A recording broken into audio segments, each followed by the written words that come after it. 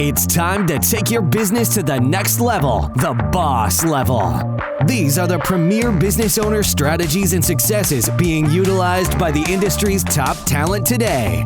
Rock your business like a boss, a VO boss. Now let's welcome your host, Ann Ganguzza. Hey everyone, welcome to the VO Boss Podcast. I'm your host, Ann Ganguzza, along with my lovely, very special guest co-host, Miss Keisha Monk. Hello, Keisha. How are you? You're looking beautiful over there, girl. You too, as always.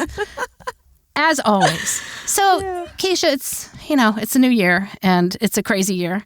And I think it's always appropriate to talk about how to market in a new year, especially because we're really going through some unique times here and there could be some changes in paradigm shifts. So I would love to hear how you market your VO business. Do you have a set regimen? What are your thoughts? What are your strategies? So I have to be 100% honest with you. When I got into voiceover, I kind of tripped in, right? I auditioned to get a contract with an agency, and they gave it to me. And to be honest, really, I think that at the time I signed that contract, I really didn't have a thorough understanding of what voiceover was because I had my radio background. And I think within the first couple of months, I just thought that, I'm just reading the words on a paper, just like I, produced commercials at the radio station. Mm-hmm. Oh boy, was I wrong? Oh boy, was I wrong? So for years, I kind of just hid in the bowels of that agency, just basically accepting auditions. And then, I didn't even really thoroughly have an understanding of the business. I didn't realize that I could have multiple representation. Mm-hmm. I was in my comfort zone. I got an audition, I auditioned, and when I, had a session, I just did any session. I didn't do any marketing.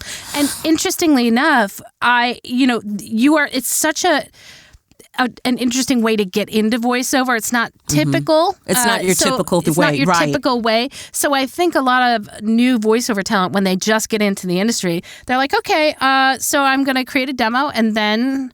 me a long time ago, I was like, okay, so when does the agent contact me?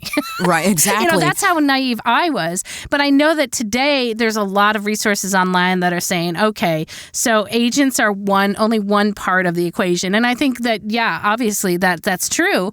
And so for new voice talent, they maybe don't have or didn't have or don't have the luxury of having an agent because they haven't been established yet. They don't have a demo. They haven't done any work. They haven't done any coaching. They haven't, they don't have the education. And they probably didn't have the VO podcast, like a library, a wealth of information to point them in the right direction. So I get it. And I'm not looking down on those who kind of just want to get in and get a demo. I mean, it's really just a matter of being unaware, right? Yeah. You don't know what you don't know. You don't know. Exactly. You just don't know. So that was my approach at first. And I did that for years. I want to say within the past 2 years, I really started getting serious about marketing myself, which meant having a very clean, great website. And then also understand you can have a pretty website, but if you don't have any demos or any work to feature on the website, it's nothing. So I think subconsciously, I really didn't want to launch a website because I really didn't have anything to put on it. Got it. And now, when you had your agent, were you doing voiceover full time or were you also doing other things? Let me see. Take me back. When I first got into voiceover, okay, so I was doing that full time. And then I started experiencing a drought. I'm really tired of eating noodles, so I need to go out and get a job. It's tough with just an agent because they really are, and even today, even more so. It is just a percentage of. For me, I do a different type of work typically than what you do, but still, it's only one part of my opportunities that are in front of my eyeballs at any given time to do voiceover work. So And then at one point you're just like, well, I have to do something else, right? How else am I going to get work? Otherwise, I had to go get a part-time job when I first started doing full-time work as well, because it was tough, man. I was auditioning, and I didn't have an agent, and I actually started auditioning and doing pay-to-plays first, and then I got an agent like 4 years later. So for me, it was a totally opposite of you, because I was like, well, why didn't the agent contact me? Well, that was that was me being naive. And then I realized when I entered, it was like, well, you really can't get an agent until you have established yourself and have some work under your belt. But it sounds like you just kind of had to figure it out. Like, and then that's what experience is, right? Experience is the greatest teacher, right? Yeah. And so therefore, again, 9-10 years in, I really do believe that I am at a particular level in my career. I have such a thorough understanding of what this thing is about that I can't lose. Losing is not an option. Yeah. You know what I'm saying? As long as you go about the marketing thing. Yeah. I love that you said that, because I think when you have a passion, you have a dream, and you want to do it, it is not an option to fail, actually. That was how I approached the business. I literally quit my job, moved across the country, and said, I am going to give this voiceover thing a full time, it's my entire, 8 hours a day or whatever, 12 hours a day. It's my full attention. And the option is I will not fail. And I guarantee you, listen, I'll bet good money that once your mindset shifted, once it shifted and you had a thorough understanding of what it was going to take to be successful in this business, you started booking more, didn't you? Oh, yeah. And you hit the nail on the head there. It's once you understood, right, what's required to be successful. And mind you, I love the whole I've got a dream and I'm going to pursue it, but you also have to be educated so that you know what's required to go after the dream and to make that dream a reality. So it isn't without education when you form that dream and you have that, look, I will not fail. You have to know realistically what's out there, how you can achieve it, and then try to think outside the box too, so that you can grow. And marketing is a huge part of the equation. Yes. And that's a part of the equation that not many people know. I mean, in the creative industries, it's not something like, I didn't go to school for marketing. The only thing I do know is that I love the internet. And, I've always said, I say it again, I'd marry the internet if I could, because it allows me a lot of information at my fingertips. And all of my marketing was research, taking classes online, learn by example. I think I signed up for, I can't even tell you how many mailing lists so that I could understand how email works, how email marketing works. And so really it was a deep dive into marketing so that I could learn it, so that I could then market myself to be successful. Exactly. With a little bit of elbow grease. And I'm not just talking launch your website, put your demos on there, do a couple of Instagram posts here and there. Oh, no. It is a full, really, to be honest with you, ever since I've experienced all of this success on Clubhouse, I am literally about to hire a social media manager because I can't handle everything right now. Yep. And and it's going to help. It's going to totally help. And let's talk about how important it is for that to happen, because your connection, if people are on Clubhouse and they want to contact you maybe outside of Clubhouse for jobs, is, having, your social media channel set up so that they can email you, they can contact you through Twitter or Instagram. And it's important that you have those things in place, saying that, yeah, I'm a voiceover talent, because if that's what you're doing and that's your business, that's where I believe your social media should at least, if somebody goes to your social media site, they should know that you do voiceover.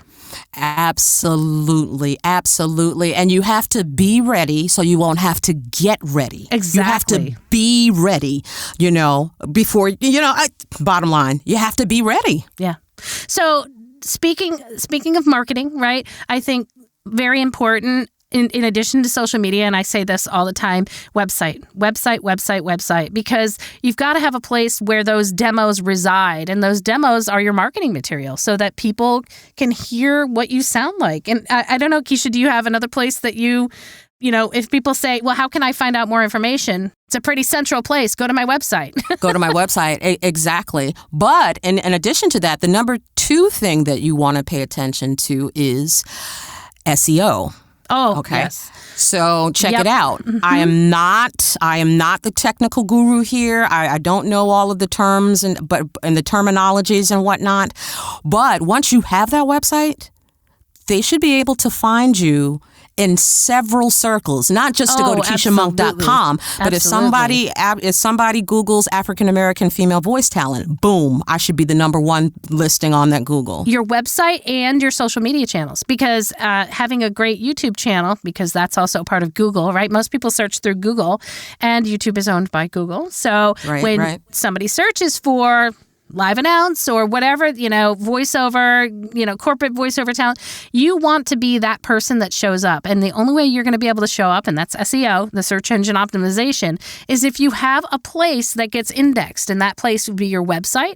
And the things that get indexed on your website are words. And so those words need to describe what your business is. And so you want to make sure, I would say, honestly, outside of great demos and great, just continually coaching and honing your craft and having great demos would be a great website.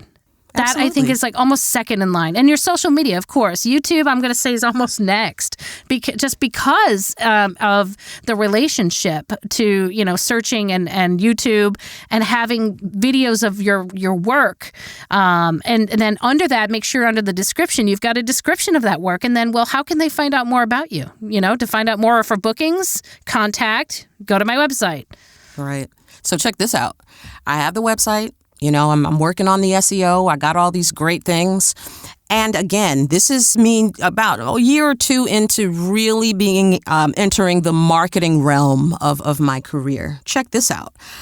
I'm on Google last week, and I'm Googling my good friend, Maria Pendolino. And I noticed that when I put her name into Google, a knowledge panel pops up on the right-hand side of the Google search. Mm-hmm. And so I'm like, how the heck did she get a knowledge panel? And again, what a knowledge panel is, you may not have even noticed it, but when you Google certain terms, certain names, it's like a panel on the right-hand side that appears on the right-hand side of the search that is just like a basic synopsis of who you are, and who you are. Mm-hmm. And on the bottom of that description, there are links to all of your social media. Yep, absolutely. Social media shows way up there on the top of the search. Of course, if you've got good SEO, absolutely, you'll see all the social media connections. My Twitter feed is like the Facebook, number 1 thing that shows up, which made me realize, LinkedIn. Girl, don't say anything crazy. Yeah, you have to be very mindful of what you say, because again, if somebody searches you, that's the first thing that's going to come up.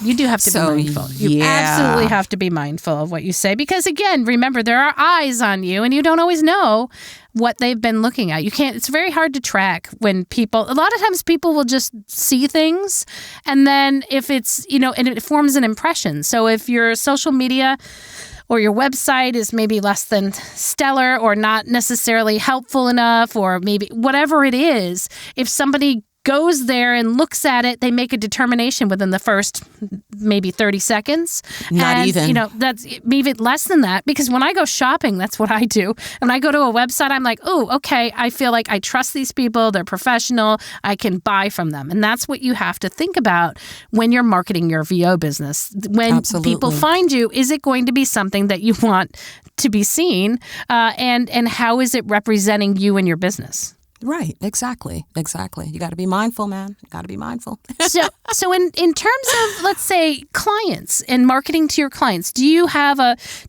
set, a set strategy when you have a client? Do you send like a follow-up email after you've done a job for them? Do you, periodically email them or reach out to them? My strategy is and again, there is no one-size-fits-all strategy. But what happens for me personally is I don't sit there and I don't sit out like a bunch of chain emails with the generic, "Hi, are you looking for voiceover for your business?" Like, I don't do that. I'm very one-on. I'm full of personality, as I'm pretty sure you could probably tell by now. Oh, absolutely. I do the strangest things. I'll tell you what I did to market myself in radio, because I have an interesting story about that, and then I'll tell the voiceover thing. So again, voiceover, in my opinion, is very a part of it is mental. You have to understand what you are really dealing with. Voiceover is a very, very competitive industry, and so is absolutely. radio. Yep.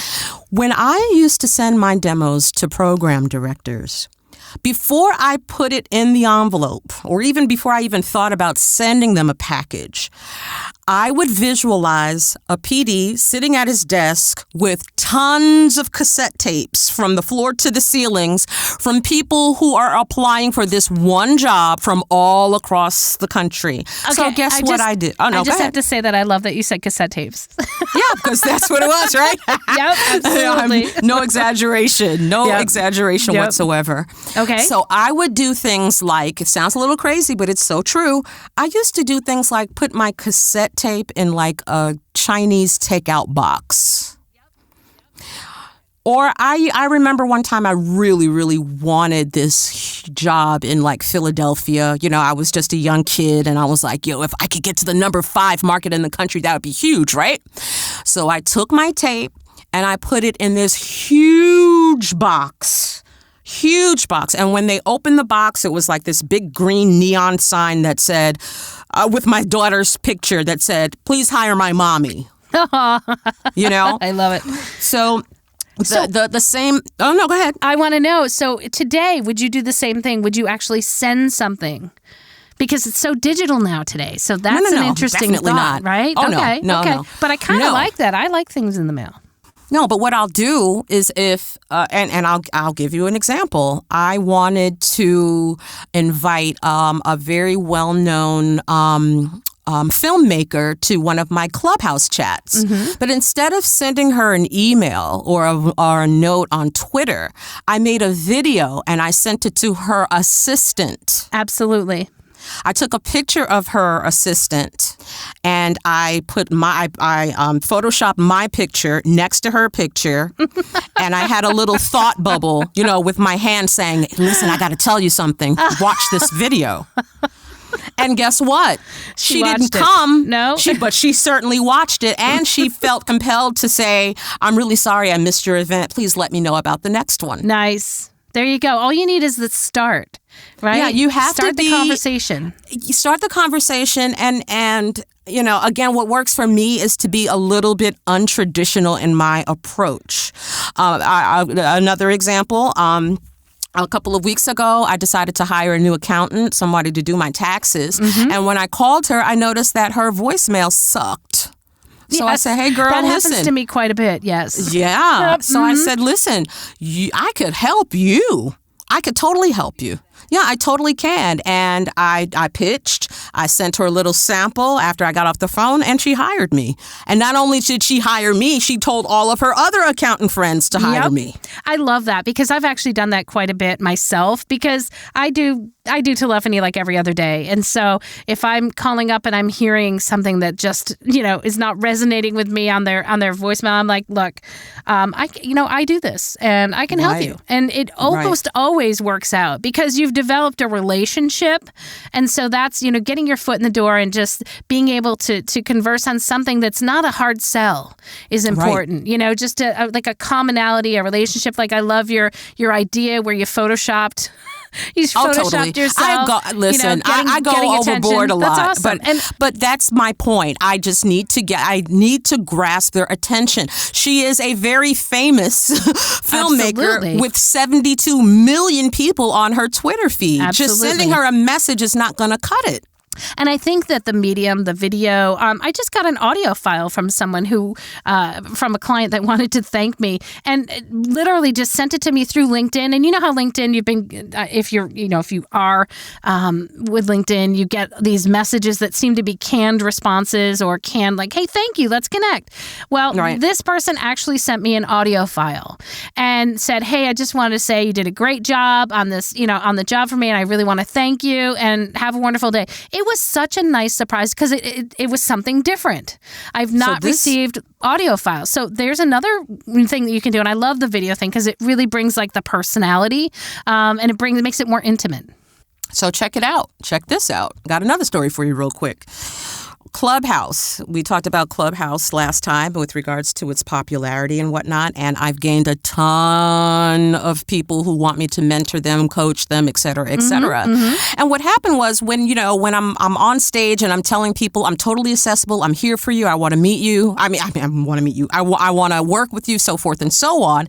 I kind of said it thinking nobody would actually respond. So, but in the meantime, I had like over 100 messages on my Instagram, and I was totally overwhelmed. I sat there like, Jesus Christ, how am I going to answer all of these messages? And then it came to me, and they have a little voice thing on Instagram. And it's so easy, isn't it? It's like all you do is press the mic. And so within 15 minutes, I was able to return. And again, I'm going to tell you what happened. People were shocked. People were absolutely shocked. They're like, oh my God, you answered me and you're talking to me. Yeah, and I'll do little subtle things. Like before I answer them, I'll go on their Instagram page, and then I'll come back and I'll say, hey, Diane, that's such a pretty yellow sweater you're wearing. Well, thanks a lot for coming, and boom, I'm sold. And people love that relationship, especially when you're talking about it, whether you're going to do a voiceover job for them or you're just beginning a relationship, let's say a mentor or a coach. People love the personal approach because, again, we're humans and we want to connect with humans. That's like our nature. So I love that. So bosses out there, I want you to really start thinking out of the box how you can create a more personal connection with your clients or your potential clients. Something that you can do that's not like, hey, I'm a voice talent, I do voiceover. That's probably not the direction that you want to go. But here's the moral. Yeah. No, go ahead. No, I don't want to cut you off. Doing something personal, I think, and something that's going to surprise and delight people is really, I love that. I love that. And it works. It works. It does. Here's the moral. I'm just going to sum it up by saying this. Humanize your marketing efforts in every facet. Humanize it. Absolutely. And you'll see its stuff begin to work out for you. You'll see a difference. Absolutely. Good stuff, Mykesha. I love it. I love it. Well, I'm giving a big shout out to my sponsor, IPDTL. You too can connect and learn how to market like a boss. Find out more at IPDTL.com. You guys have an amazing week, and let's get those personalized marketing campaigns going out there, bosses. Yes. We'll see you next week. Bye. Join us next week for another edition of VO Boss with your host, Ann Ganguza. And take your business to the next level. Sign up for our mailing list at voboss.com and receive exclusive content, industry revolutionizing tips and strategies, and new ways to rock your business like a boss. Redistribution with permission, coast-to-coast connectivity via IPDTL.